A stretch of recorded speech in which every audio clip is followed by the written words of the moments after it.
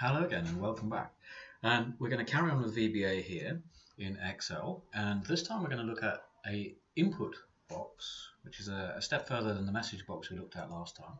So on the last one we looked at message box, this time we're going to look at input box, which is where the program or the VBA actually gets information from the user rather than giving information to the user. So we use the message box to give the user information. We're going to use the input box to get information from the user. So we start off again in the same way, so simply sub, and we're going to call this my input, open close brackets, and just add in those couple of extra lines and tab across. And now simply as above, we just start typing in input box space, and it comes up with the code prompt underneath to help us out. And again, it's a similar format to above. Prompt itself is required. It's in a curly bracket rather than a square bracket. That's the only thing that is actually required. All the rest are optional, and I will just talk briefly about what these are. I didn't do that on the message box, but I will talk briefly about what they are. Once more, whatever's in quotes is text. So I'm going to type in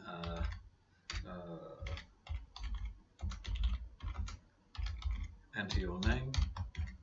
That's the prompt, which is the message itself. The next one is the title, and I'm just going to put in name as a title. Now I'm not actually going to use any of the others, but just to explain what they are, default is the type of box that it's going to be. X position and Y position. This is from the top left corner. Where do we want the message box to appear? Now actually, we don't know the size of the user's screen, so it's a really bad idea. Unless we want the message box to appear top left hand corner, it's a bad idea to put anything in. If we put nothing in, then the message box will appear centrally within the screen, however big the screen is that they're using. Help file, if somebody presses F1 when the message box is showing, what pops up as a help file, and the context is the more detail in the help file. So it's when you right click, you've got a context menu, so what comes up then. Okay, so that's all I'm going to put in, and that's going to be our input box. So when I click run, it now comes up, and it's coming up in the middle of the screen, and it says name, which is the title, enter your name ... and it gives me the space to enter my name and click OK. However, that doesn't actually go anywhere, because all I've done is I've told it to put that information in there. What we can do is we can load a variable with whatever goes in other words, whatever the user enters in that input box. So I'm going to call this my input, which is a variable, equals input box blah blah blah. Now when I click down here, I get an error. Now the reason is, if I'm actually using this input box and loading this in as a variable into there, I must use the brackets here. If I don't use the brackets, open and close brackets, and there must be the curly brackets, not the square brackets, it won't know what it is it wants to put in there. So you notice how here we didn't have to use the brackets. Here, if we're loading this into a variable, we must use the curly brackets, or the curved brackets. Okay, so now what we can do is we can actually step through this. So if I go through this step by step, and I can't call it its own name.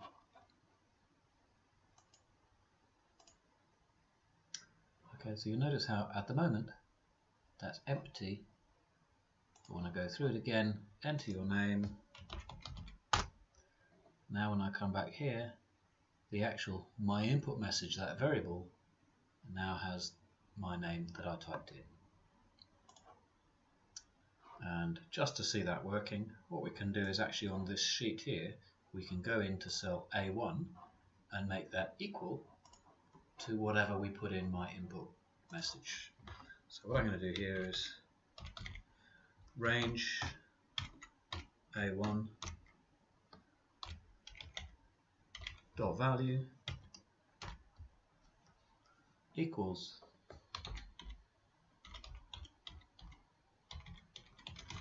my input message. Now you'll notice here how I haven't capitalized everything, but when I click away from it, it should either change the capitalizations here or here. So if I do want it all capitalized, if I go here and say I do want it capitalized, whichever one I changed last, that's the one that becomes the settings throughout. Okay, I'm just going to stop that and I'm going to run this. You notice now I type my name in, and now when I go back into here, you'll see it's put whatever I typed in as my name into cell A1, because that's the one I told it to go into. So very simple routine there. It's covered a couple of different things. So it's covered the input box, my input message from an input box, and also using a variable. What we're going to do now is we're going to create another one which is a combination of these two. So we're going to get the input message, my name, and we're going to put that in here. Instead of saying hello world, we're going to say hello whatever the user's input was. So simply down here on the next line, we're going to say message box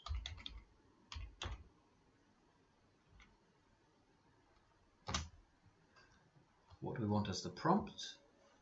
We want the prompt to be hello space. Now after that bit of text we want to add something onto it, which is my input message.